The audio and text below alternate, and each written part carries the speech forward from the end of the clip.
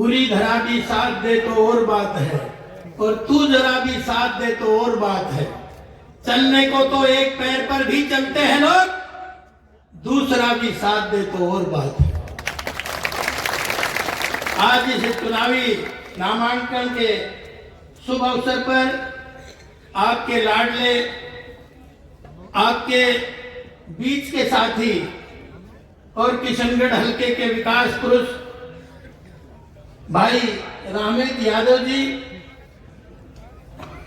मंच पे ही विराजमान, जो अभी मेरा परिचय करा के गए, मेरे चुनाव में भी आप गए थे, ऐसे बहुत वरिष्ठ नेता भारतीय जनता पार्टी के ज्ञानचंद आहूजा जी। एक तरफा ताली नहीं बजती, लेकिन एक इस अवसर पे ये बताना मैं जरूर चाहूंगा, आज ये 5 साल का भविष्य इस क्षेत्र का लिखा जाना है, बल्कि राजस्थान का भविष्य लिखा जाना है। और राजस्थान का ही नहीं बल्कि पूरे देश का आधार राजस्थान से उमड़ के जाएगा तो कहीं जाके दिल्ली में 2024 एक तरफा राज बनेगा।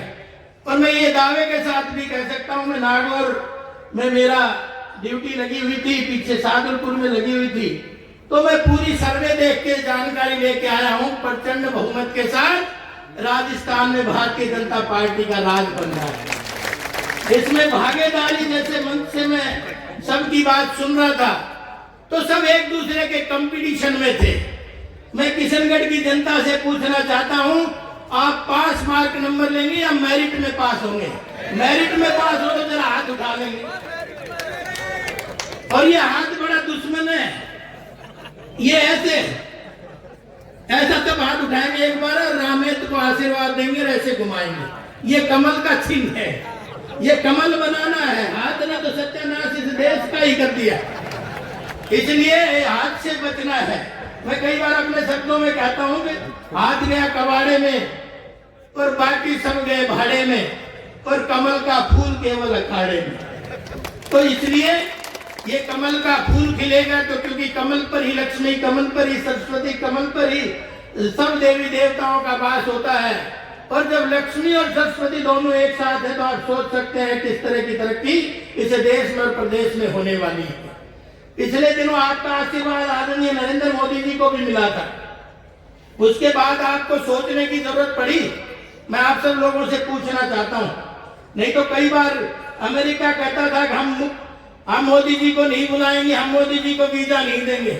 आज किस तरह से 25 तोपों की सलामी से अमेरिका में उनका स्वागत हो रहा है, बल्कि यही हो रहा है, मोदी इज द बॉस। ऐसी आवाज आती है कि नहीं आती?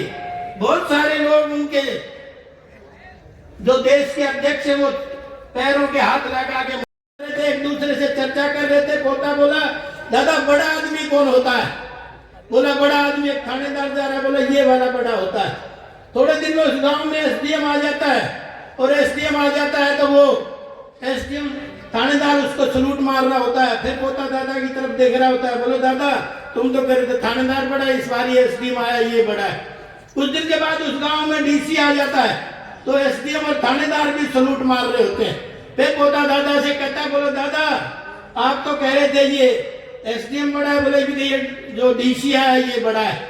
और कुछ दिन बाद मंत्री जब गांव में बन के आता है, ढोल नगाड़ों से उसका स्वागत होता है, डीसी भी उसकी खिड़की खोलता है कार की। फिर पोता दादा की तरफ देख रहा होता है, बोले दादा तुम तो कह रहे थे ये वाला बड़ा है, बोले इनके जो ये मंत्री आया ये बड़ा है। और कुछ दिन के बाद फिर चुनाव आ जाते हैं, वही मंत्री दादा के पैरों के हाथ लगा के कहता है, बोलो दादा पिछली बार कौन कसर रह गई थी, इस बार पूरी कर दूंगा, इस बार फुल आशीर्वाद दे दे। फिर पोता दादा की तरफ कहता है, बोलो दादा बहुत देर उल्लू बना लिया, इनमें समझ गया बड़ा आदमी कौन होता है।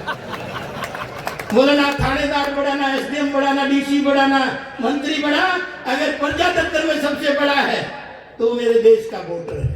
ये ताकत हम लोगों ने किसने दी? कभी इसका आकलन करना, कभी इस पर विचार करना, कि ताकत ऐसे ही नहीं मिली।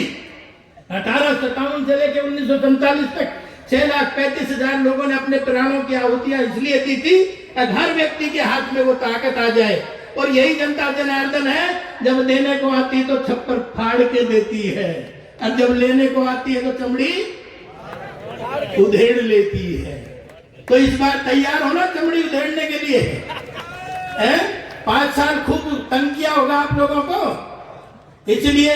और यही जनता जनार्दन मिट्टी के जर्रे को आसमान में चमकाने का काम करती है, और इनका माथा घूम जाए तो चमकते हुए सितारे को मिट्टी में मिलाने का काम भी यही जनता है।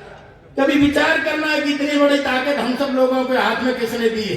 जब हम सब्जी खरीदने जाते हैं 50 रुपए की सब्जी में सारी दुकान को छोड़ देते हैं, छांटते हैं, और जब इतना बड़ा काम करने जा रहे हैं, 5 साल का भविष्य लिखने जा रहे हैं, तो फिर किसी न किसी लालच में आके और इतना बड़ा काम था जो आप करके आ जाते हैं। इसलिए मैं तो आपको निवेदन करना चाहूंगा, अगर सरदार पटेल जैसे लोग, तो आज मैं समझता हूँ चाइना हमसे 2 साल बाद आजाद हुआ था, आज चाइना कहाँ खड़ा है? तो कहीं ना कहीं तो खोट हुआ है ना, कहीं ना कहीं तो हमें शिल्पीकार गलत मिला था, लेकिन आज फिर से एक अच्छा शिल्पीकार इस देश को मिला है, क्योंकि लोगों को जन गण मन सिखाना पड़ रहा है, सीधा खड़ा होना सिखाना पड़ रहा है, आत्मनिर्भर बनाना पड़ रहा है।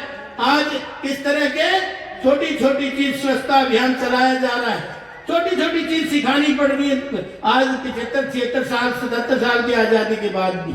लेकिन आज एक अच्छा शिल्पीकार आपके आशीर्वाद से इस देश को मिला है, इसलिए अमित भाई से आके लिए मैं कहता हूँ, अब साइकिल की मैं कार बना दूं, साइकिल की मैं कार बना दूं, खंबे का मैं तार बना दूं, और मोदी जी इजाजत दे दे तो पाकिस्तान में भी सरकार बना दूं। इस तरह का हौसला आप सब लोगों के बीच में। और भाई तो आज अनुभव भी है, 2 बार पहले भी आपके आशीर्वाद से राजस्थान विधानसभा में जा चुके हैं, अनुभव की घड़ी पूरी हो गई। अब तो भाई रामेत को दिन रात एक करके इस बार विधानसभा में प्रचंड बहुमत के साथ भेज देना। इस बार भाई मंत्री का नंबर तो आ ही रहा है, क्योंकि इनका अनुभव और इनका एक्सपीरियंस बता रहा है, और ऊपर वाले भी इस बार बहुत राजी है, भले ही देर से टिकट डिक्लेयर हुई हो, तो इसलिए हुई भाई खर्चा पहले बहुत हो गया था इनका, देर से शुरू करेंगे तो आगे, तो इसलिए आपने वो ताकत भी इनको देनी, क्योंकि चुनाव एक आदमी नहीं लड़ता, चुनाव तो सब लोग मिलके लड़ते हैं।